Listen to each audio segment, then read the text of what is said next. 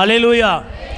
சடன்லியாக உடனுக்குடன் ஜெபத்துக்கு பதில் வாங்குவதுக்கு எந்த வார்த்தைகளை பயன்படுத்தணும், எப்படி இருக்கணும் அப்படிங்கிறத நீங்கள் தெரிஞ்சுக்கணும். அல்லேலூயா. அப்படின்னா தெரிஞ்சு கொள்ளுங்க. வாசிங்க 1 யோவான் 5:14-15. நாம் எதையாகிலும் அவருடைய சித்தத்தின்படி கேட்டால் அவர் நமக்கு செவி கொடுக்கிறார் என்பதே அவரை பற்றி நாம் கொண்டிருக்கிற தைரியம். நாம் எதை கேட்டாலும் அவர் நமக்கு செவி கொடுக்கிறார் என்று நாம் அறிந்திருந்தோமானால் அவரிடத்தில் நாம் கேட்டவைகளை பெற்றுக்கொண்டோம் என்று அறிந்திருக்கிறோம். அல்லேலூயா. இப்போ பாருங்க, நாம் எதையாயிலும் அவருடைய சித்தத்தின்படி கேட்டால், அதாவது எதையாயிலும், எல்லாம் சொல்லுங்க, எதையாயிலும் அவர் சித்தத்தின்படி கேட்டால் அவர் நமக்கு செவி கொடுப்பார் என்று அவரை பற்றி நாம் கொண்டிருக்கிற தைரியம்.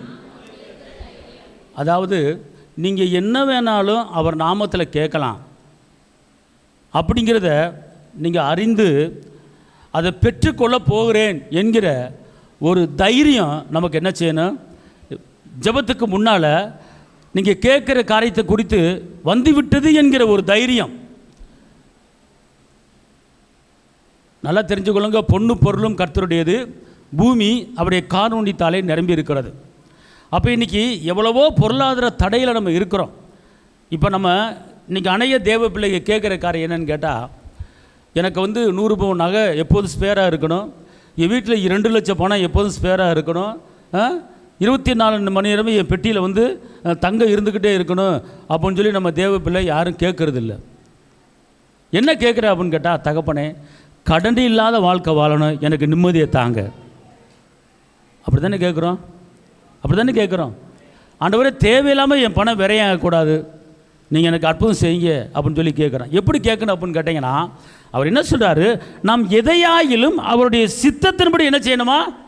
கேட்கணும். அவர் சித்தம் கேட்குறதுல பல வகை வெரைட்டிஸ் இருக்கிறது. புரியுதுங்களா உங்களுக்கு? அடுத்தவனை கடிந்து கொண்டு, அடுத்தவன் மேலே பொறாமப்பட்டு, அடுத்தவன் மேலே வஞ்சம் வைத்து கொண்டு கேட்கக்கூடாது. அவர் சித்தம் என்ன, நம்ம கேட்குற காரியம் அவர் சித்தம் என்ன. இப்போ கற்பத்தின் கனி அவர்கிட்ட நீங்கள் கேட்குறீங்க, இதுக்கு அவர் சித்தமா சித்தம் இல்லையா? சித்தம். ஏன்? கற்பத்தின் கனி கர்த்தரால் ஒரு சுதந்திரம், பிள்ளைகளின் பிள்ளைகளை சமானத்தை பார்ப்பாய், வாக்கு இருக்கிறது. இந்த வாக்கு தத்துவத்தின்படி சித்தம் என்ன செய்யும்? நிறைவேறும். ஓகே, சித்தம் ரைட். ஓகே, என் குடும்பத்தில் அடிக்கடி சண்டை வந்து கொண்டு இருக்கிறது, உங்களுடைய சமாதானத்தின் வல்லமை எனக்குள்ளே கடந்து வருவதாக அப்படின்னு கேட்குறது அவர் சித்தமா சித்தம் இல்லையா? சித்தம். ஏன்னா சமாதானக்காரனர் சமாதானத்தை விட்டு செல்கிறேன், சமாதானமாக இருங்கள், அந்த சித்தம். Okay right. ஆண்டவரே என் கடன் பிரச்சனை அடையணும், நான் தேவையில்லாமல் என் பணம் விரையாகி கொண்டிருக்கிறது, நிறைய பணத்தை வட்டி கட்டி கொண்டு இருக்கிறேன், ஆண்டவரே இந்த பிரச்சனையில் எனக்கு விடுதலை வேணும் ஆண்டவரே அப்படின்னு கேட்குறது சித்தமா சித்தம் இல்லையா? சித்தம். எப்படி சித்தம்? அநேக ஜாதிகளுக்கு கடன் கொடுப்பாய், நீயோ கடன் வாங்காதிருப்பாய், இது தேவ சித்தம். அப்போ என்ன செய்யணும்னு கேட்டிங்கன்னா, நீங்கள் கேட்கும்போது உங்களுடைய வார்த்தை இப்படி இருக்கிறது, இந்த வார்த்தையின்படி எனக்கு நீங்கள் பதில் செய்யுங்க அப்படின்னு கேட்கணும். அவர் சித்தத்தையும் அவருடைய வாக்குறுத்தலையும் நீங்கள் என்ன செய்யணும்? ஒன்றாக இணைத்து நீங்கள் அவரிடத்தில் என்ன செய்ய வேண்டும்? கேட்கணும். அப்படி கேட்பதுக்கு முன்னால் நீங்கள் என்ன செய்யணும் அப்படின்னு கேட்டிங்கன்னா, ஒரு ஜெபம் பண்ண வேண்டி இருக்கிறது. என்ன ஜெபம்னா, சங்கீதம் 3:4, நான் கர்த்தரை நோக்கி சத்தமிட்டு கூப்பிட்டேன், அவர் தமது பரிசுத்த பர்வதத்தில் இருந்து எனக்கு செவி கொடுத்தார். சங்கீதம் 3:7, கர்த்தாவே எழுந்தருளும், கர்த்தாவே எழுந்தருளும், என் தேவனே, என் தேவனே என்னை ரட்சியும், என்னை ரட்சியும், நீர் என் பகைஞர் எல்லாரையும் தாடையிலே அடித்து துன்மார்க்கருடைய பற்களை தகர்த்து போட்டி. இப்போ இந்த வசனத்தில் ஒரு பாயிண்ட்டை மட்டும் எடுத்துக்கொள்ளுங்க. கர்த்தாவே என்னை ரட்சியும். ஆமென் சொல்லுங்க. அல்லேலூயா, அல்லேலூயா. ஜெபத்துக்கு பதில் அஸ்திவாரம் ரட்சிப்பு. ஜெபத்துக்கு பதில் ரட்சிப்பு. அப்படின்னா ரட்சிப்பு என்றால் அவருடைய பிள்ளை, ரட்சிப்பு என்றால் நான் விடுதலை ஆகிட்டேன், ரட்சிப்பு என்றால் நான் மீட்பு அடைஞ்சிட்டேன், ரட்சிப்பு என்றால் நான் சுகவானா இருக்கிறேன், ரட்சிப்பு என்றால் நான் பூமிக்கு உரியவன் அல்ல, நான் பரலோகத்துக்கு உரியவன், ரட்சிப்பு என்றால் நான் தரித்திரன் அல்ல, நான் ஐஸ்வர்யவான், ரட்சிப்பு என்றால் இயேசுவுக்கு எவ்வளவு சொத்து இருக்கிறதோ அந்த சொத்தில் அவ்வளவுக்கும் எனக்கு பங்கு இருக்கிறது. இதுதான் அந்த ரட்சிப்பு. ஆனால் அந்த ரட்சிப்பை பெற்ற ஜனங்கள், ரட்சிப்பில் நான் இருக்கிறேன்னா, விடுதலை நான் இருக்கிறேன்னா, பாவம் மன்னிப்பாகிய மீட்பு எனக்கு உண்டாயிருக்கிறதா, ஜெயமான வாழ்க்கை நான் வாழ்கிறேனா என்பதை உணரணும், என்பதை அறியணும். ஆனால் நம்ம மேலே எல்லாத்துக்குமே தேவனுடைய கோபாக்கினை இருக்கிறது. எபேசியர் 2:3 அவர்களுக்குள்ளே நாம் எல்லாரும் முற்காலத்திலே நமது மாம்ச இச்சையின்படியே நடந்து நமது மாம்சமும் மனசும் விரும்பினவைகளை செய்து சுபாவத்தினாலே மற்றவர்களைப் போல கோபாக்கினையின் பிள்ளைகளாய் இருந்தோம். இப்ப நம்ம இயேசுவுக்கு தேவனுக்கு ஒரு கோபப்படுகிற பிள்ளைகளாய் இருந்தோம். ஏன் அவர் நம்ம மேல கோபப்பட்டாரு, எதுக்கு கோபப்படுறோம் அப்படின்னு கேட்டா, மற்றவளைப் போல மாமிசத்தின்படி நடந்து உலகப்பரமான வாழ்க்கை வாழ்ந்து தேவனுடைய கோபாக்கினை நான் பெற்றுக்கொண்டோம். சரிங்களா? நீங்கள் உபாகமம் 28 16ஆம் வசனத்தில் வாசித்து பார்த்தீங்கன்னா, அதில் நிறைய சாபங்கள் கொடுக்கப்பட்டு இருக்கிறது. உன் பிசைக்கிற சட்டி அது அழியும், ஒளியும், உன் சந்ததி உருப்படாது, இப்படி ஏகப்பட்ட சாபங்கள் கொடுக்கப்பட்டிருக்கிறது பழைய ஏற்பாட்டில். ஏன்னா 16ஆம் வசனத்தில் இருந்து அப்போ எல்லாமே தேவனுடைய கோபாக்கினைக்குள்ள நம்ம என்ன செஞ்சோம், இருந்தோம், பார்த்துக்கொள்ளுங்க. ஆனால் இந்த கோபாக்கினையிலிருந்து இயேசு நமக்கு இரத்தத்தை சிந்தி அந்த கோபத்தை எடுத்து போட்டுட்டு நம்ம மேலே அன்பு வச்சு நம்மளை பாதுகாத்து கரம் பிடிச்சு நடத்திருக்கிறார். எல்லாம் கையில் தட்டு அப்பாவுக்கு மகிமை செலுத்துவோம். நீங்கள் நினைக்கிறீங்க, நான் ஞானசானம் எடுத்துட்டேன், ரிச்சிப்பு அடைஞ்சிட்டேன், இனிமேல் எனக்கு பரலோகம் தான் அப்படிங்க நினைக்கிறீங்க. அன்பார்ந்தவர்களே, ஒரு வசனம் இருக்கிறது, கடைசி வரைக்கும் ஏசப்பா நமக்கு ரட்சிப்பு கொடுத்துட்டு வர்றாராம். வாசிங்க எபிரேயர் 7:25. மேலும் தமது மூலமாய் தேவனிடத்திலே கடைசி வரை சேருகிறவர்களுக்காக வேண்டுதல் செய்யும்படிக்கு அவர் எப்பொழுதும் உயிரோடு இருக்கிறவராகையால், அவர் எப்பொழுதும் உயிரோடு நமக்காக பரிந்து பேசுகிறாய் இருக்கிறபடியால் அவர்களை முற்றுமுடிய ரட்சிக்க வல்லவராய், அவர்களை முற்றுமுடிய ரட்சிக்க கடைசி வரைக்கும் ரட்சிப்புக்குள்ள கொண்டு வர்றதுக்கு அவர் வல்லவராக என்ன செய்கிறாரு, இருக்கிறார். நல்லா தெரிஞ்சுக்கொள்ளுங்க. இப்போ உங்கள் மேலேயும் என் மேலேயும் ஒரு கேஸ் இருக்கிறது. உங்கள் மேலேயும் என் மேலேயும் கேஸ் இருக்குது. ஆமென். கவனிங்க. இப்போ பாஸ்போர்ட் அப்ளை பண்ணிங்கன்னா, பாஸ்போர்ட் ஆஃபீஸிலிருந்து நம்ம இருக்கிற இடத்துல லோக்கல் போலீஸ் ஸ்டேஷனுக்கு ஒரு அனுப்புவாங்க, ஒரு தபால் அனுப்புவாங்க. இந்த நபர் மேலே இப்போ நான் இருக்குன்னு வச்சுக்கொள்ளுங்க, நான் பாஸ்போர்ட் அப்ளை பண்ணியிருக்கிறேன். அப்போ பாஸ்போர்ட் இங்கே லோக்கல் போலீஸ் ஸ்டேஷன் வரும். வந்த உடனே என்ன இருக்குன்னு கேட்டிங்கன்னா, இவர் மேலே ஏதாவது எஃப்ஐஆர் கேஸ் இருக்கிறதா, அல்லது இவர் மேலே கொடுக்கல் வாங்கல் வழக்கு இருக்கிறதா, அல்லது இவர் ஏதாவது கொலை குற்றம் இருக்கிறதா அப்படிங்கிறத கண்டுபிடிச்சி எங்களுக்கு அனுப்பணும் அப்படின்னு சொல்லி பாஸ்போர்ட் ஆஃபீஸ்லேருந்து சொல்லுவாங்க. அப்போ இங்கே போலீஸ் ஸ்டேஷனில் என்ன பண்ணுவாங்க, என் பேரை எடுப்பாங்க, என் அட்ரஸ் எடுப்பாங்க, நான் என்ன செஞ்சுக்கிட்டு இருக்கேன், எங்கே போய்கிட்டு இருக்கேன், எங்கே வந்துக்கிட்டு இருக்கேன், ஏதாவது என் பேரில் கேஸ் இருக்கா, ஏதாவது கொலை கேஸ் இருக்கா, ஏதாவது திருட்டு கேஸ் இருக்கா, ஏதாவது இவர் எந்த கேஸ் இருக்கான்னு சொல்லி அலசி இணைச்சிவாங்க, அரைஞ்சி பார்ப்பாங்க. அப்போ ஏதாவது ஒரு கேஸ் இருந்துச்சுன்னு வச்சுக்கொள்ளுங்களேன், அந்த கேஸ்லேருந்து இவருக்குன்னு தீர்ப்பு ஆகலை, அந்த கேஸுன்னு முடிவடையலை, அந்த கேஸ் இவருக்கு நடந்து கொண்டு இருக்கிறது அப்படிங்கிற ரிப்போர்ட்டை என்ன செய்வாங்க, அங்கே பாஸ்போர்ட் ஆஃபீஸுக்கு அனுப்புவாங்க. அப்போ பாஸ்போர்ட் ஆஃபீஸுக்கு அனுப்பின உடனே இவருக்கு இந்த கேஸ் இருக்குது, இந்த கேஸ்லேருந்து தப்பிக்கிறதுக்கு வெளிநாடு போக போகிறாரு, அதனால் பாஸ்போர்ட் அப்ளை பண்ணியிருக்காரு நினச்சிட்டு என்ன பண்ணுவாங்க, பாஸ்போர்ட் என்ன செய்ய மாட்டாங்க, கொடுக்க மாட்டாங்க. எந்த ஒரு கேஸ் இல்லாமல் இருந்தால் தான் பாஸ்போர்ட் கொடுப்பாங்க, பார்த்துக்கொள்ளுங்க. புரியுதுங்களா? அதே போல் தான் நம்ம பரலோகத்துக்கு போகிறதுக்கு நம்ம மேலே ஒரு கேஸ் இருக்கக்கூடாது. நம்ம மேலே ஒரு கேஸ் இருக்கக்கூடாது. பாவத்திலிருந்து விடுதலை பெற்றிருக்கிறானா, இவனுக்கு தீர்ப்பு ஆயிருச்சா, இந்த கேஸில் தீர்ப்பு ஆயிருச்சா, வேசித்தன பாவத்திலிருந்து தீர்ப்பு ஆயிருச்சா, கொடுக்கல் வாங்கல் சண்டையில் தீர்ப்பு ஆயிருச்சா, கொலை குற்றத்தில் தீர்ப்பு ஆயிருச்சா அப்படின்னு சொல்லி கேஸை விடுதலை பண்ணியாச்சா, விடுதலை பண்ணலையா அப்படின்னு சொல்லி அங்கே பரலோகத்தில் ஒரு ஜீவ புஸ்தகம் இருந்துக்கிட்டே இருக்கும், பார்த்துக்கொள்ளுங்க. ஒவ்வொரு வருடமும் நம்ம மேலே ஒவ்வொரு கேஸை பிசாசு போட்டுக்கிட்டே இருப்பான். இவன் இன்றைக்கி தப்பு பண்ணிட்டான், இவன் மேலே ஒரு கேஸை போடு, இன்றைக்கி பொண்டாட்டி அடிச்சிட்டான், இவன் மேலே ஒரு கேஸை போடு, இன்றைக்கி ஊரை விட்டு ஒருத்தட்ட வாங்கிட்டு இல்லைன்னு சொல்லிட்டா இவன் மேலே ஒரு கேஸை போடு. இப்படி ஏதாவது குற்றங்களை சுமந்து கொண்டே தான் இருப்பான், பார்த்துக்கொள்ளுங்க, பிசாசு. அப்போ இதிலிருந்து நாம் என்ன செய்ய வேண்டும், விடுதலை பெற வேண்டும். அப்போ அதான் ஏசப்பா சொல்கிறாரு, நான் கடைசி வரை உன்னுடைய ரட்சிப்புக்கு, கடைசி வரை உன்னுடைய விடுதலைக்கு, கடைசி வரை உன்னுடைய பாதுகாப்புக்கு, நான் ரட்சிப்புக்கு நான் என்ன செய்கிறேன், நான் பரலோகத்தில் பிதாட்ட என்ன செஞ்சுக்கிட்டு இருக்கேன், பரிந்து பேசிக்கொண்டே இருக்கிறேன் அப்படிங்கிறார். அப்படின்னு அன்பார்ந்தவர்களே, இந்த ரட்சிப்பின் அனுபவத்தை பெறாமல் விடுதலைங்கிற அனுபவத்தை பெறாமல், பாவ மன்னிப்புங்கிற அனுபவத்தை பெறாமல், நாம் இதிலிருந்து ஒரு வெற்றியை பெறாமல் நாம் ஜெபித்து கொண்டு இருக்கிறோம். ஏசாயா 59:1-2 சொல்லுகிறது, ரட்சிக்கக்கூடாதபடிக்கு என்னுடைய கை குறுகி போகமுல்ல, கேட்கக்கூடாதபடி செவி மந்தாமல்ல, உங்கள் பாவங்களை எனக்கு உங்களுக்கு நடுவாக ஒரு பிரிவினை உண்டாயிருக்கு என்று சொல்லப்பட்டிருக்கிறது. அன்பார்ந்தவர்களே, ஃபஸ்ட்டு ஆண்டவரே என்னை ரட்சியும், எனக்கு விடுதலை தாரும் அப்படிங்கிற ஒரு பாயிண்ட்டை வச்சு நீங்கள் அடிக்கடி கேட்கணும், பார்த்துக்கொள்ளுங்க. அதான் ஏசாயா 34:8 சொல்லப்பட்டிருக்கிறது, அது கர்த்தர் பழிவாங்கும் நாள், சீயோனுடைய வழக்கின் நிமித்தம் பதிலளிக்கும் வருஷம். பாருங்க, நம்ம மேல ஒரு வழக்கு இருக்கிறது, அது கர்த்தருடைய கடைசி நாள் என்று ஒன்று வரப்போகிறது. அப்ப சீயோனில் வாழ போற நம்ம மேல என்ன செய்யுது? ஒரு வழக்கு என்ன செய்யுது? இருக்கு. திருப்பி வாசிங்க பார்ப்போம். அது கர்த்தர் பழிவாங்கும் நாள், கர்த்தர் பழிவாங்கும் நாள், நியாய தீர்ப்பு நாள், சீயோனுடைய வழக்கின் நிமித்தம் பதிலளிக்கும் வருஷம். பரலோகத்தின் பிள்ளைகளுடைய வழக்கு நிமித்தம் பதிலளிக்க வருஷம். அப்போனா நம்ம மேலே எப்போ பார்த்தாலும் கேஸ் போட்டுக்கிட்டே இருக்கான் பிசாசு, நம்ம மேலே ஏதாவது ஒரு வழக்கு போட்டுக்கொண்டே இருக்கிறான் பிசாசு. அப்போ இந்த வழக்குக்கு வக்கீலாக நம்ம சார்பாக என் தகப்பன் இயேசு உங்களுக்காக எனக்காக பிதாட்ட அனுதினமும் வழக்காடி அவர் பரிந்து பேசி கொண்டு இருக்கிற அந்த இரட்சகர் இயேசு.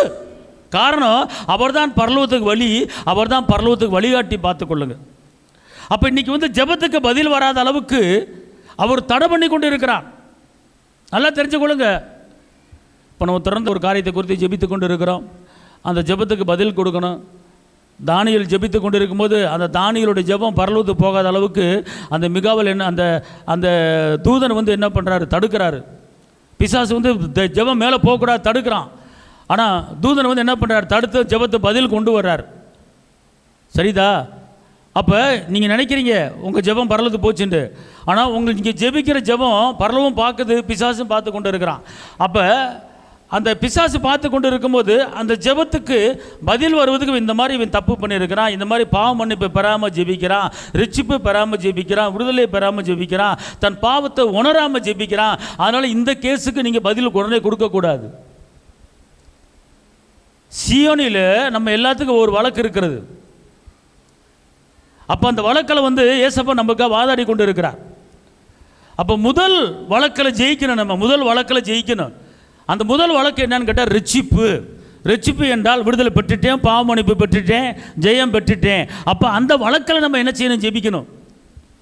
ரட்சிப்பின் அனுபவத்தை பெறும்படியாக நான் மீட்பு பெற்றிருக்கிற என் குற்றங்களை என் பாவங்களை மன்னிங்க என்று அந்த ஜெபத்தை முதல் ஏறெடுக்கும் போது ரெண்டாவது தான் மற்ற காரியங்களுக்கு நாம் ஜெபிக்க வேண்டும். ஏன்னு கேட்டால் இதை ஜெபிக்காமல், இதில் மன்னிப்பு பெறாமல், இதில் விடுதலை பெறாமல் அடுத்த காரியம் போகும்போது அது ஜெபம் பரலோது போகாது. வாதாடுவான், வாக்குவாதம் பண்ணுவான். இந்த பிரச்சனை பண்ணிக்கிட்டு இருக்கான், நேத்தான் பொண்டாட்டியை மண்டையை உடச்சி வீட்டுக்கு அனுப்பிச்சி விட்டேன், இவன் வந்து ஒரு மனது கேட்டுக்கிட்டு இருக்கான், எப்படி ஒரு மனதுக்கு நீங்கள் பதில் கொடுக்க முடியும்? கொடுக்காதீங்க அப்படி வழக்காடுவான். ஏசு சொல்வார், நான் அவனுக்காக ரத்தம் சிந்திட்டேன், அவனுக்காக பாடுபட்டேன், நீ உன் வேலையை பார்த்துருப்போ. அப்படி கிடையாது, நீ ரத்தம் சிந்திட்டேன், ரட்சிப்பு அடைஞ்சிட்டான். 4 வருஷம் முன்னாடி ஞானசனம் எடுத்துட்டான், ரட்சிப்பு அடைஞ்சிட்டான். ஆனால் இப்போ அடிச்சிட்டானே, இப்போ வந்து மண்டையை உடைச்சிட்டான்ல. அப்போ ரட்சிப்பு அடைஞ்சா என்ன பிரச்சனை? ரட்சிப்பு அடைஞ்சிட்டா மண்டையை உடைக்கலாமா? பாவம் மன்னிப்பு திருப்பி பாவம் பண்ணலாமா? அது எப்படி இயேசுவே? நடக்காத இயேசுவே, பதில் கொடுக்காத இயேசுவே, ஸ்டாப் பண்ண இயேசுவே. அன்னைக்கு ரட்சிப்பு அடைஞ்சிட்டான், அன்னைக்கு 1 வருஷம் நல்லா இருந்தேன், 2 வருஷம் நல்லா இருந்தேன், பொண்டாட்டி அன்பா வச்சிருந்தேன். இப்போ பொண்டாட்டிக்கு துரோகம் பண்ணுறானே, பொண்டாட்டியை நேசிக்க மாட்டுறானே, அப்போ தப்பு தானே, இது தவறு தானே. அப்படி எப்படி அவன் ஜெபத்துக்கு பதில் கொடுக்கலாம்? ஸ்டாப் பண்ணு அப்படின்னு சொல்லி எங்கள் பிசாசு என்ன செய்வான்? ஏசுக்கிட்ட வழக்காடிக்கிட்டு இருப்பான். ஏசு பார்ப்பாரு, சரி கொஞ்சம் வெயிட் பண்ணு, அது மன்னிப்பு கேட்பான், அதுக்கப்புறம் நான் கொடுக்குறேன், வெயிட் பண்ணு அப்படின்னு ரெண்டு பேருக்கு வாக்குவாதம் நடந்துக்கிட்டே இருக்குது. நம்ம இங்கே ஜெபிச்சுக்கிட்டு இருப்போம். அப்போ இந்த கேஸில் விடுதலை பெறணும் போத, இந்த கேஸில் விடுதலை பெறதுக்கு தான் தாவீது ஒரு ஜெபம் பண்ணுறாரு.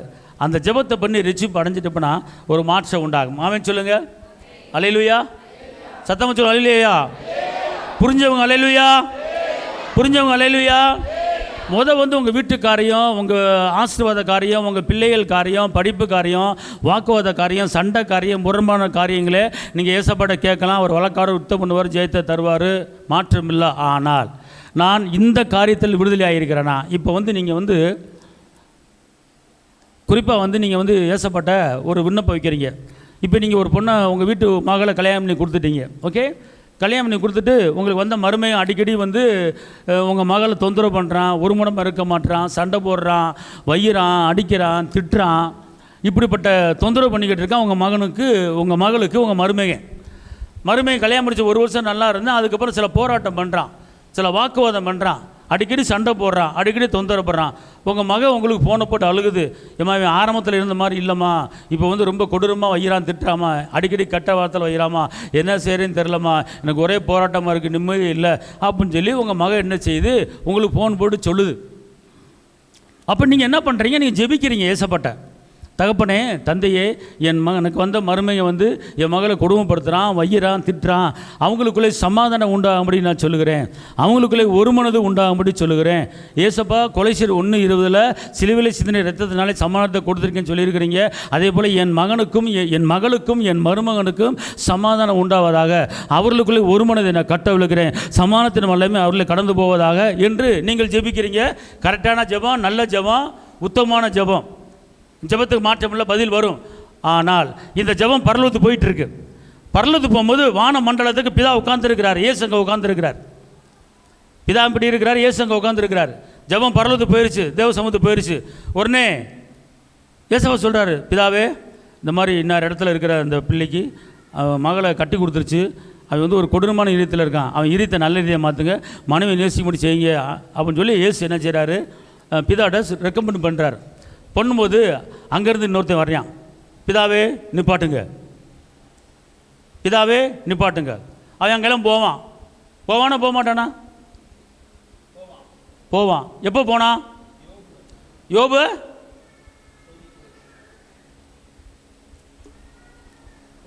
சொல்கிறது உங்களுக்கு ஒரு மாதிரியாக தெரியுதுன்னு நினைக்கிறேன். என்னடா இப்படிலாம் இருக்குது, நானும் கிட்டத்தட்ட ஒரு வருஷம் இந்த காரியம் ஜெபிச்சுக்கிட்டு இருக்கேன், வழக்கு இருக்கா என் மேலே கேஸ் இருக்கா? இருக்குது, கண்டிப்பாக இருக்குது, என் மேலேயும் கேஸ் இருக்குது. அல்லேலூயா, அல்லேலூயா. ஆனால் அந்த கேஸுக்கு தீர்ப்பாகணும், தீர்ப்பாகி விடுதலை ஆனால் தான் அடுத்த பதில் வரும். ஓகே, இப்போ என்ன சொன்னேன், எவன் போவேன்? சாத்தான். நிறுத்து அப்படின்னு சொல்லி தீர்ப்பு சொல்ல போவார் பிதா. ஏசு சொல்லுங்கள், என் பிள்ளை அப்படின்வார். ஏசப்பா உடனே அவன் சொல்லுவான், ஏசப்பா நிறுத்துங்க அப்படின்வான். இங்கே பாருங்கள், அவன் மகளை கட்டி கொடுத்துட்டு மருமகன் சண்டை போடுறான், அதுக்காக அவங்கள்ட்ட ஜெபிச்சிச்சு பதில் கொடுக்க போகிறீங்க. ஒரு வார்த்தை நில்லுங்க. வந்து அவள் எய்த்த வீட்டில் சண்டை போட்டு 4 வருஷமாக பேசாமல் இருக்கா. நீ சண்டை போகிறாள், அவள் நாத்தனா அவன் மாமியா எல்லாம் இருந்தாங்க, 3 வருஷமாக பேசாமல் இருக்கா சண்டை போட்டுட்டு. பக்கத்து வீட்டுக்காரோட பேசவே மாட்டா, முறைச்சிக்கிட்டு போவா, அவளை குறை பேசுவா. இவ்வளோ காரியத்தை வச்சிருக்கிறா அவள் வந்து அவன் மகளுக்கு ஜெபம் பண்ணுறா. எப்படி பதில் கொடுக்க முடியும்? அவளை சரி பண்ணுங்க, அவளை சரி பண்ணி அவளை மனமாற்றம் அடைய வச்சுட்டு அந்த ஜெபத்துக்கு பதில் கொடுங்க, நிறுத்துங்க, பதிலை கொடுக்காதீங்க அப்படின்னு வாக்குவாதம் பண்ணுவான். இயேசு பார்ப்பார், பிதாவும் இயேசுவும் பார்ப்பாங்க. என்ன இயேசுவே, பிதாவே நான் ஏற்கனவே வந்து வெளிப்படுத்தல் 1:6 அவங்க மேலே அன்பு வச்சு அவங்க பாவத்தை மன்னித்து நான் வந்து ஆசாரங்களை பிரபுக்களாக மாற்றிட்டேன். ஆனால் வந்து இப்போ வந்து பக்கத்து வீட்டு சண்டை இருக்குல்ல, பக்கத்து வீட்டுக்கார சண்டை, ஏற்று வீட்டுக்கார சண்டை, வேலை பார்க்குற இடத்துல சண்டை, அவள் முடிவு பிடிச்சி ஆஞ்சிருக்கா, அதெல்லாம் இந்த படம் போட்டு காட்டுறா. அப்புறம் கடைசியில் வந்துட்டு மகளுக்கு அவண்டி என் மகனும் மருமகளும் ஒரு மனமாக வாழணும் கேட்டுக்கிட்டு இருக்கா. இதை சரி பண்ணி இந்த கேஸிலிருந்து அவளுக்கு தீர்ப்பு சொல்லி விடுதலை கொடுங்க, அப்புறம் இந்த 2வது கேஸுக்கு வாங்க அப்படின்னு சொல்லுவான் பிசாசு. உடனே பிதா பார்ப்பார், ஏசு இந்த கேஸை ஸ்டாப் பண்ணு, இந்த கேஸை நிப்பாட்டு. அப்போ இந்த கேஸ் முடிகிற வரைக்கும் மருமகன் பொண்டாட்டியை வஞ்சிக்கிட்டே இருப்பான், மகளை வஞ்சிக்கிட்டே இருப்பான். அப்போ இந்த கேஸு தீர்ப்பாகிறதுக்கு இந்த அம்மாக்காரி என்ன பண்ணணும், வந்து அவள் யாரோட சண்டை போட்டாளோ, யாரோட பேசாமல் இருக்காளோ எல்லாத்திலையும் ஒப்புராய் மன்னிப்பு கேட்ட உடனே இந்த ஜெபத்துக்கு பதில் வந்து உடனே கேஸுக்கு தீர்ப்பு வந்துருச்சு. கையா தட்ட அப்பாவுக்கு. என்னையா புரியுதா புரியலையா? நீங்கள் ஜெபிக்க வைக்கும் போது அந்த ஜெபத்தில் ஏதாவது உங்களுக்குள்ள ஒரு குற்ற உணர்வு இருக்கான்னு பார்க்கணும். அல்லேலூயா, அல்லேலூயா. ரைட். இப்போ நீங்கள் வந்து 10 லட்சம் கடனுக்கு ஜெபிக்கிறீங்க, ஏசப்பட்ட 10 லட்சம் கடனுக்கு ஜெபிக்கிறீங்க. அந்த ஜெபத்துக்கு பதில் கொடுக்க போகிறார். பதில் கொடுக்கும்போது என் பையன் 10 லட்சம் கடனில் இருக்கான், அவனுக்கு கூட 10 போட்டு 20 லட்சமாக கொடு அப்படின்னு பிதா சொல்கிறாரு. உடனே இயேசு, தூதரே கபிரியேல் இங்கே வா, ஒரு 20 லட்சத்தை கொண்டு கொடுத்துருவா, நம்ம கஜானாவில் திறந்து எடுத்து அவன் மூலமாக கொண்டு கொடுத்துருவா அப்படின்னு சொல்லும் போது டக்குன்னு வருவான் பிசாசு. நிறுத்து இயேசுவே அப்படின்னு வருவான் பிசாசு. என்னையா ஓயாமல் என் பிள்ளை குற்றப்படுத்திக்கிட்டே இருக்க? என் பேரை குற்றப்படுத்துகிற ஆவி தானே வெளிப்படுத்தல போட்டிருக்கு. அவன் சொந்த சகோதரனை குற்றப்படுத்துகிறவனா இருக்கிறான்னு சொல்லி வேதத்தில் எழுதிருக்கல. அப்போ என் வேலையை நான் பார்க்குறேன். சரி, உனக்கு 20 லட்சம் கொடுக்க போகிறேன். எதுக்கு வந்திருக்க பண்ணியே? 20 லட்சம் கொடுக்க போகிறேன், எதுக்கு வந்திருக்க? ஒன்றுமில்லை, பக்கத்து வீட்டுக்காரன்ட்ட ஒரு 10,000 கடன் வாங்கினான். கடன் வாங்கிட்டு அவன் கேட்கும்போது உன்ட்ட எப்போ வாங்கினேன்னு கேட்குறான். நான் வாங்கலைன்னு சொல்கிறான். அவன் வயிற்றுல அடிச்சுக்கிட்டு ஐயோ நீ நல்லா இருப்பியா அப்படின்னு சொல்லி சொன்னது என் காதில் ஒழிச்சுக்கிட்டே இருக்குது. அதனால் இந்த கேஸை முடிச்சுட்டு அந்த கேஸை தீர்ப்பு கொடு. அல்லேலூயா. நீ 10,000 முடிச்சேன்னா உனக்கு 20 லட்சம். அல்லேலூயா. அப்போ கடனை அடைக்கிறதுக்கு நீங்கள் கேட்டீங்கன்னா இதிலிருந்து என்ன செய்யணும்? விடுதலை பெறணும். ஆமென் சொல்லுங்கள். அல்லேலூயா. அப்படி கொடுக்க முடியவில்லை என்றால் அவரிடத்தில் தான் உண்மையை ஒத்துக்கணும். ஆண்டவரே, நான் கொடுக்க நினைக்கிறேன், என்னால் கொடுக்க முடியல, நீங்கள் கொடுத்தா நான் அந்த கடனை அடைக்கிறேன் அப்படின்னு வாயத்துன்னு சொல்லிட்டீங்கன்னா, அவன் சொல்லிட்டான்ல, ஏசி பார்ப்பார், அவன்கிட்ட இல்லை, அவன் இருந்தால் கொடுப்பான், இருந்தால் கொடுப்பான், நீ தான் கலவாண்டு வட்டி கட்ட வச்சுட்டேல, எப்படி கொடுப்பியான் அப்படின்னு வாக்குவாதம் பண்ணிக்கிட்டே இருப்பார் இயேசு. பிதாக்கிட்ட அது பிதாக்கிட்ட பேசுவார், பிசாசிட்ட பேசுவார், வாக்குவாதம் நடந்துக்கிட்டே இருக்கும். அல்லேலூயா. ஆனால் சரி இயேசுவே விடு இயேசுவே, நான் வந்து அவன் மேலே கேஸு போடல, கேஸை நிப்பாட்டுறேன்.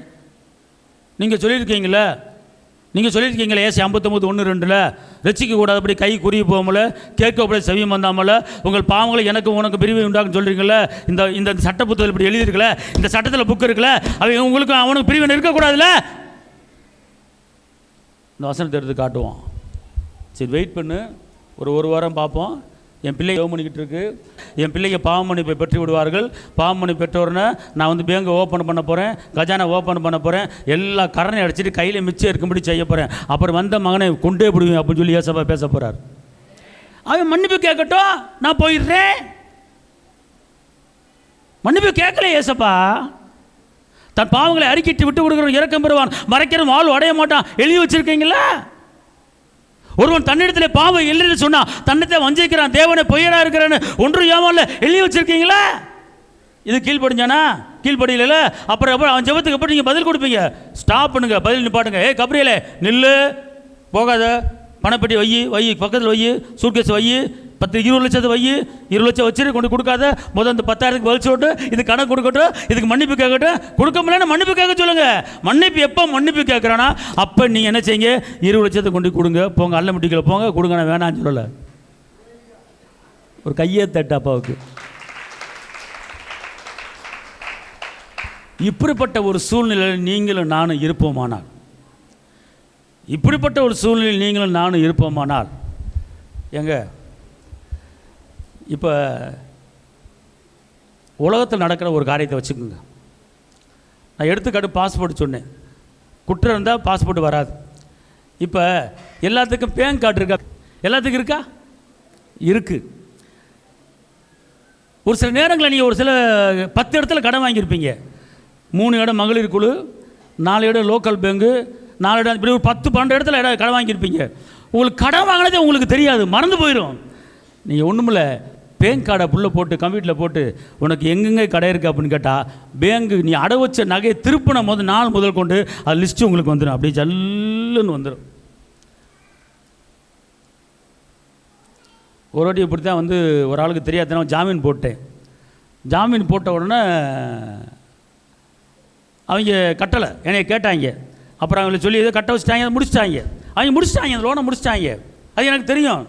ஆனால் இப்போ சமயத்தில் வந்து பார்த்தா நீங்கள் வந்து ஒரு 12 லட்சத்துக்கு ஒரு வீட்டில் ஒரு லோன் வாங்கியிருக்காங்க, வீடை வச்சு லோன் வாங்கியிருக்காங்க, அந்த லோனுக்கு நீங்கள் ஜாமீன் போட்டிருக்கீங்களே. அப்புறம் நீங்கள் வந்து ஒரு கார் வாங்கியிருக்கீங்க, அந்த காருக்கு ஜாமீன் போட்டிருக்கீங்களே. இதெல்லாம் கேட்குறான், அந்த லோனில் முடிஞ்சியா? முடிஞ்சு போச்சா? ஆமாம், ஆனால் லிஸ்ட்டில் வருது, கணக்கில் வருது, அது அப்படியே நிற்கிது,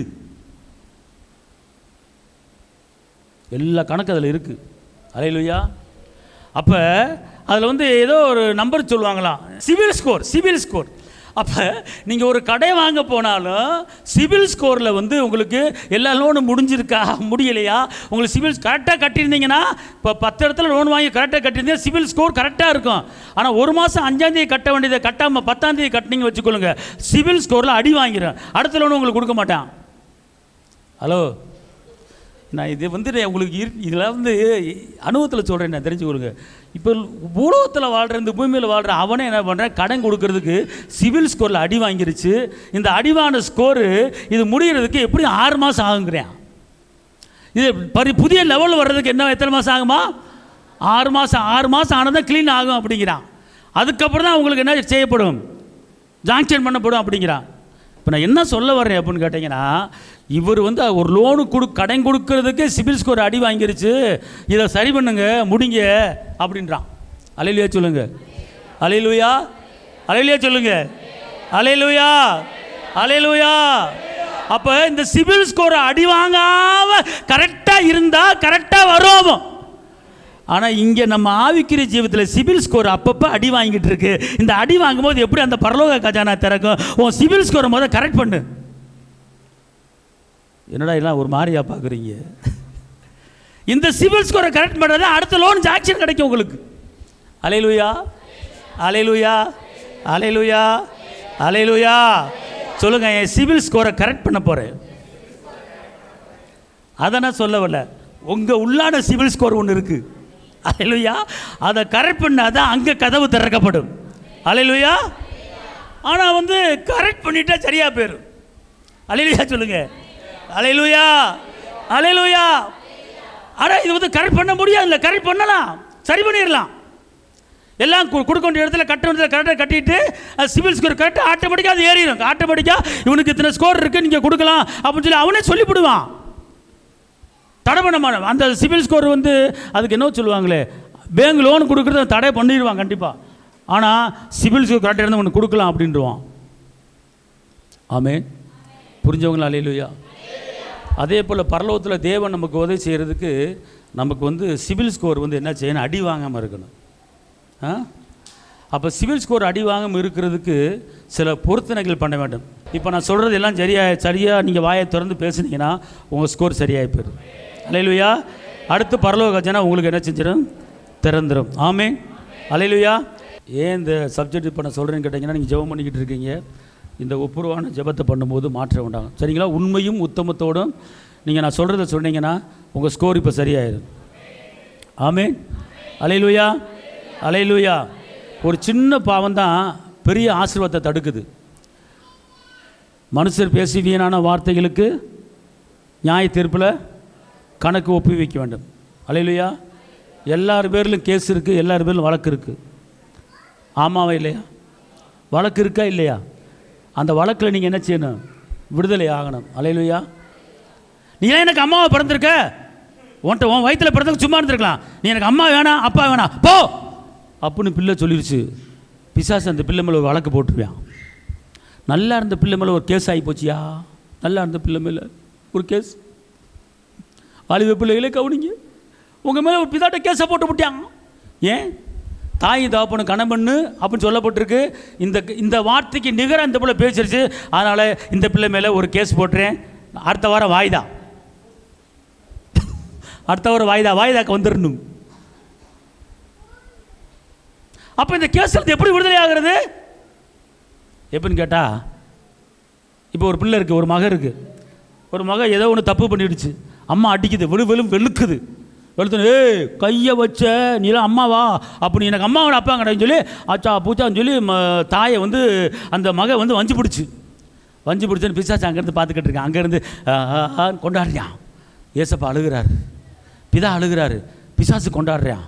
உடனே இயேசுவே அங்கே பாரு, அப்பங்காரன் ரசிக்கப்பட்டிருக்கான், அம்மா ரசிக்கப்பட்டிருக்கு. அப்பங்காரன் அம்மாக்காரன் அந்நிய பாசி பேசுது, இந்த பிள்ளையும் அந்நிய பாசி பேசிச்சு. ஆனால் இந்த பிள்ளை அம்மாவை போடி வாடி அவளை இவளைன்னு சொல்லி வஞ்சி திட்டி நான் கீழ்ப்படிய மாட்டேன்னு சொல்லிருச்சு. அதனால் இந்த பிள்ளை மேலே நான் ஒரு கேஸ் போடுறேன், வழக்கு இந்தா வச்சுக்க. என்ன ஓயாமல் வழக்கை கொண்டு வர்ற? இந்த பிள்ளை இப்போ தான் முதல் வழக்கு, இந்த பிள்ளை மேலே இப்போ தான் முதல் வழக்கு போடுறேன், கேஸை போடுறேங்குது. முதல் வழக்கா? யாரா அதுன்னு பார்ப்பார் ஏசப்பா. ஓ, இன்னொரு மகளா? அடங்கொக்கா மக்கா. தவி குதிக்கும், தவி பாட்டு பாடும், மைக்க பிடிச்சி காணிக்க பாட்டெலாம் பாடும். இப்படிப்பட்ட பிள்ளை ஐயோ கேஸை போட்டானே பிசாசு. அப்படி கையை உயர்த்து நல்லா ஆராதிக்கும், தவி குதிக்கும், அந்நிய பச ரக்கால் ரபான்னு பேசும். ஐயோ இந்த பிள்ளை மேலே கேஸை போட்டானே. அப்படி என்ன கேஸு கொண்டா பார்ப்போம், ஃபைலை கொண்டா. இந்த பிள்ளை வந்து தாய் தப்பன அவளை இவளையும் போடி வாடியும் பேசியிருக்கு. 1. 2, நீ என்ன தாயா, நீ என்ன அம்மாவா, எனக்கு அம்மா கிடையாது போ அப்படின்னு சொல்லியிருக்கு. சரி, கோவத்தில் வஞ்சிருக்கு, விட்டுருப்பா. அப்படி எப்படி விட முடியும் இயேசுவே? உங்கள் வசனம் என்ன சொல்லுது? எபேசியரில் தாய் தப்புன்னு கணமன்னு சொல்லப்பட்டிருக்கு. இப்போ தாயை கணமன்னுலையே, அப்போ கண்டிப்பாக கேஸை ஃபைல் பண்ணி தான் ஆகணும். கண்டிப்பாக ஃபைல் பண்ணுறேன், இந்த வச்சுக்க கேஸ். ஏசா பாப்பார், என்னடா கேஸ் கட்டி ஏறிட்டே போகுது, இந்த கேஸ் எப்படா முடியும்? ஏசா அழுவார். அப்படி ஏசா நினைச்சுவார், அழுவார். ஐயோ, ரத்தத்தை சிந்தி மீட்டு கொடுத்தனே. உடனே ஏசப்பா அந்த பிள்ளை கேட்கும், ஆண்டவரே இந்த வருஷம் நான் பரீட்சையில் வந்து நான் பாஸ் ஆகணும் ஆண்டவரே, பாஸ் ஆகணும் ஆண்டவரே, என்னை எப்படியா பாஸ் ஆக்கி விட்டுருங்க. கத்திக்கிட்டே இருக்கு. இந்த மாதம் பரீட்சையில் ஃபெயிலு ஆண்டவரே, இந்த மாதத்தில் இந்த சப்ஜெக்டில் ஃபெயில் ஆகிட்டு அடுத்த மாதத்தில் நான் பாஸ் ஆகணும் ஆண்டவரே, பாஸ் ஆகணும் ஆண்டவரே கத்துது. அடுத்த மாதம் 2 இதில் ஃபெயிலு. பார்க்குது, என்ன ஆண்டவரே, கேட்குறவனு பெற்றுக்கொள்வான்னு சொன்னீங்களா, தேடுகிறவனு கடறிவான்னு சொன்னீங்களா, ஏன் என்ன ஃபெயில் ஆகிட்டு இருக்கேன், உமக்கு இறக்க முடியான்னு கத்துது. அப்புறம் அம்மா என்ன பண்ணுச்சு, படுறான்னு சரி விடு. அம்மா என்ன செஞ்சிச்சு, பெத்த பிள்ளை அப்படின்ட்டு அது திருப்பி படிங்குது. ஆனால் இந்த கேஸுக்கு முக்கியமான பாயிண்ட்டு ஒன்று இருக்கிறது. ஏம்மா இப்படி நடக்குது? என்ன, ஏன் ஆண்டவரே, ஆவியானவரே, நான் ஃபெயில் ஆகிட்டு இருக்கேன், ஜெபத்துக்கு பதில் வரல, வானம் ஒழிந்தாலும் பூமி வார்த்தை ஒழிஞ்சோன்னு, எனக்கு ஏன் இந்த தப்பு, ஏன் ஃபெயில் ஆகிட்டு இருக்கேன் சொல்லுங்க அப்படின்னு ஆவியானோட கேட்கும்போது ஆவியானவர் சொல்லுவார், போன மாதம் 20ஆம் தேதி உங்கள் அம்மாவை அவளை விலைன்னு பேசினே இல்லை, அதனால் அதுக்கு மன்னிப்பு கேளு, அதுக்கப்புறம் பாஸ் ஆயிடுவேன். ஆஹா, ஒன்று முழங்க, ஆண்டவரே என்ன மன்னிங்க அப்படின்னு மன்னிப்பு கேட்டு அம்மா கையை பிடிச்சி, அம்மா உன்னை அவளை விலைன்னு பேசி போட்டேம்மா, என்னை மன்னிச்சிருமா, இனிமேல் உன்னை பேச மாட்டோமா, சரி மகளே அம்மா அப்படியே கட்டி பிடிச்சி முத்தம் கொடுத்துறேன். உடனே அந்த கேஸ்லேருந்து தீர்ப்பாகி போச்சு, உனக்கு விடுதலை கிடைச்சி, கேஸ் ஃபைல் மூடு, தூக்கி போடு. உடனே ஏசு அங்கேருந்து ஞானத்தை அவுத்து விட்டுருவார், அறிவை அவுத்து விட்டுருவார். ஜெயம். நீ வந்து இந்த பாயிண்ட்டை எடுக்காமல் நான் 40 நாள் உபவாசம் இருக்க போகிறேன், இருந்து சாகு, நான் 21 நாள் உபவாசம் இருக்க போகிறேன், இருந்து சாகு. பிசாச்சு பா, நீ 40 நாள் இருமக்கா, 20 நாள் இருமக்கா, நீ இதில் வந்து விடுதலை பெறணும், இந்த கேஸை நீ எடுத்து இதை சரி பண்ணணுமக்கா அப்படின்ட்டு பிசாச்சு.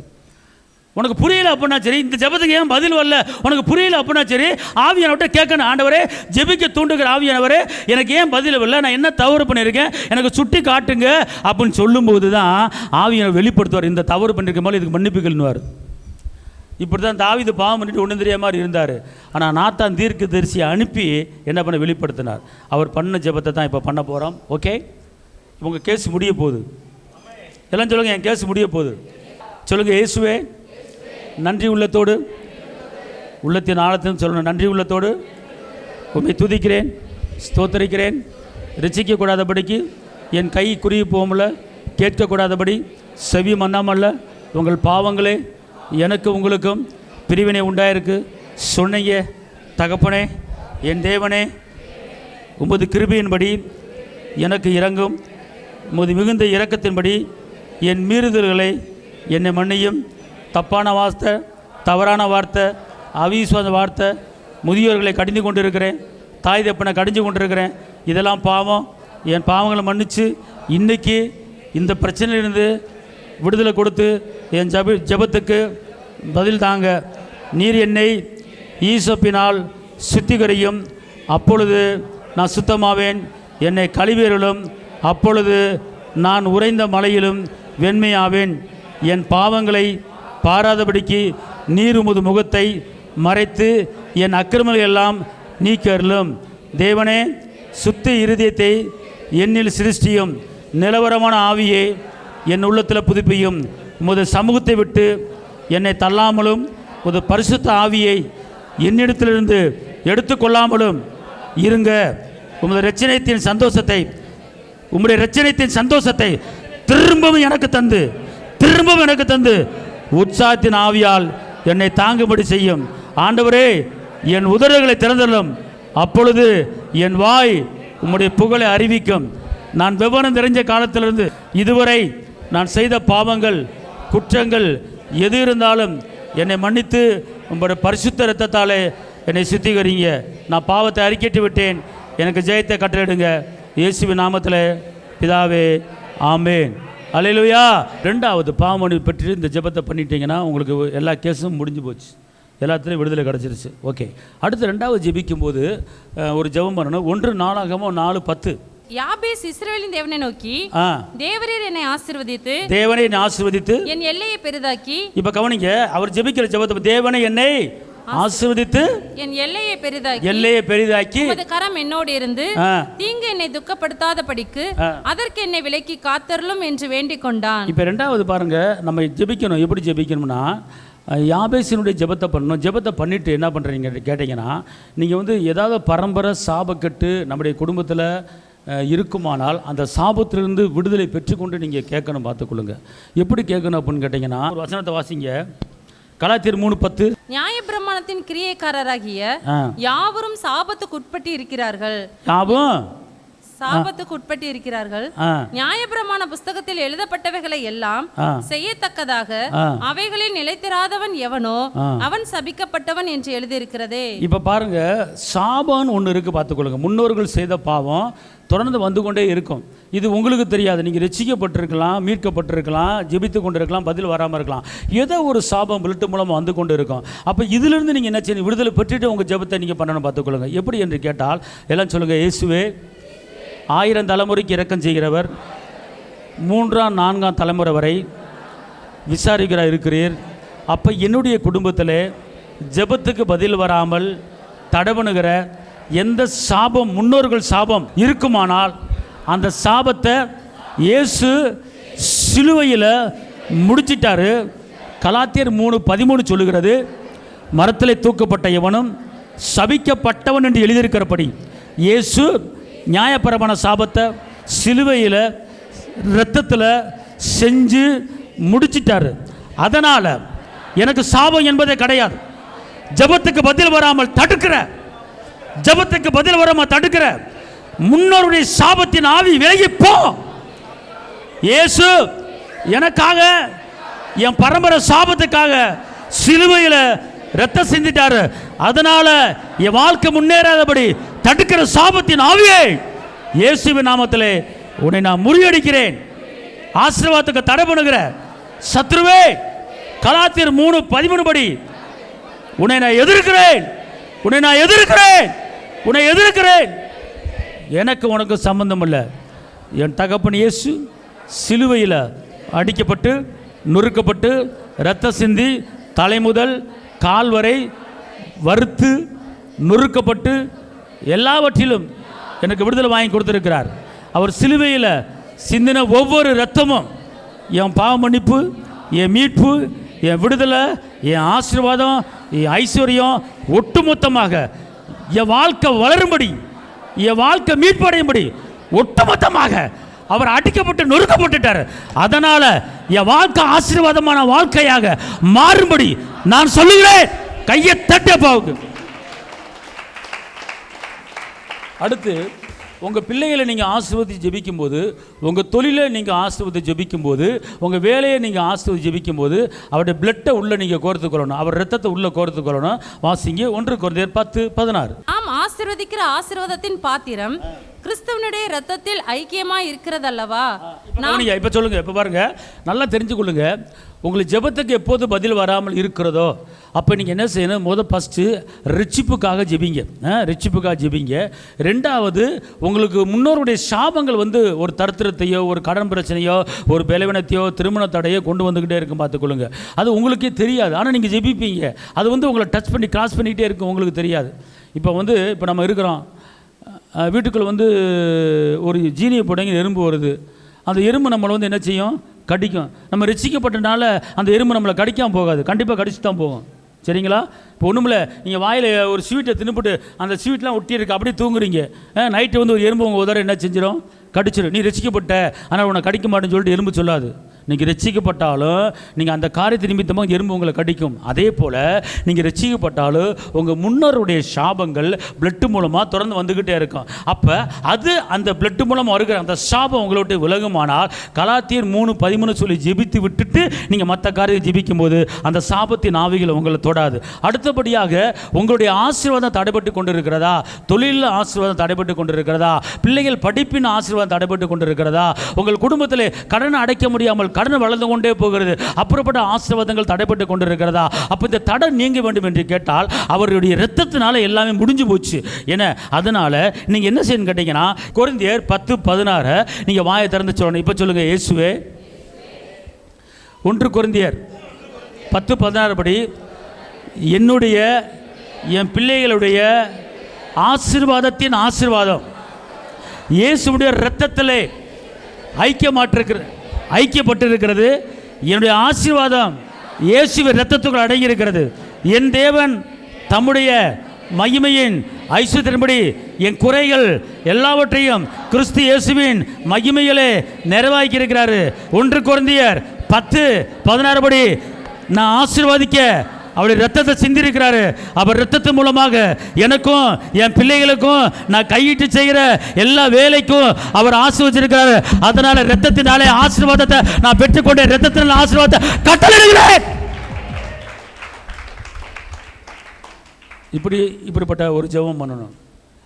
இதெல்லாம் பண்ணிவிட்டு தான் அடுத்த 2வது கட்டத்துக்கு நீங்கள் என்ன செய்யணும், போகணும். அதனால் நல்லா தெரிஞ்சு கொள்ளுங்க. ஒரு ஜெபத்துக்கு பதில் வரலைன்னா அதுக்கு ஏதாவது ஒரு காரணம் இருக்கும். உங்கள் மேலே ஒரு வழக்காடு நடந்துக்கிட்டே இருக்கும். பரலோகத்தில் ஒரு வழக்கு போய்கிட்டே இருக்கும். அந்த வழக்கிலிருந்து விடுதலை பெறணும். அந்த வழக்கிலிருந்து விடுதலை பெறதுன்னா ரட்சிப்பின் அனுபவத்தை பெற்றுக்கொள்ள வேண்டும். 2வது சாபத்திலிருந்து விடுதலையாக இருக்கணும். 3வது அவர் இரத்தத்தை நீங்கள் ஐக்கியப்பட்டு பேசணும். அவர் இரத்தமும் உங்கள் ஜெப குறிப்பு ஒன்றா இருக்கணும். அதாவது உங்களுடைய பாவமன்னிப்பு அவருடைய இரத்தமும் அவருடைய இரத்தத்தினாலே நமக்கு பாவமன்னிப்பாய் மீட்பு உண்டாயிருக்கிறது. விடுதலை இரத்தத்தினால் உண்டாயிருக்கிறது. மீட்பு இரத்தத்தில் உண்டாயிருக்கிறது. ஐஸ்வர்யமும் இரத்தத்தில் அவர் ஐஸ்வர்யவனாக இருந்தும் நம்ம தரத்திரத்தை அவர் வாங்கிட்டு அவர் ஐஸ்வர்யம் மாறிட்டார். அப்போ இரத்தத்தில் ஐக்கியமாயிருச்சு. அடுத்து நம்முடைய குடும்ப பிளெஸ்ஸிங், நம்முடைய குடும்ப ஆசீர்வாதம், நம்ம பிள்ளை ஆசீர்வாதம், நம்ம கையில் செய்கிற வேலை ஆசீர்வாதம், தொழில் ஆசீர்வாதம், வியாபார ஆசீர்வாதம், எல்லாத்திலும் ஆசீர்வாதம் இருக்கணும். அப்போ அந்த ஆசீர்வாதம் வராமல் இருந்துச்சுன்னா டக்குன்னு என்ன பண்ணிடணும், இந்த 1 கொரிந்தியர் 10:16 என்னுடைய ஆசீர்வாதத்தின் ஆசீர்வாதம் இயேசுவின் இரத்தத்தில் ஐக்கியமாக இருக்கிறது. அதனால் இந்த காரியம் ஆசீர்வாதமாய் மாறுவதாக. புரிஞ்சவங்க? அல்லேலூயா.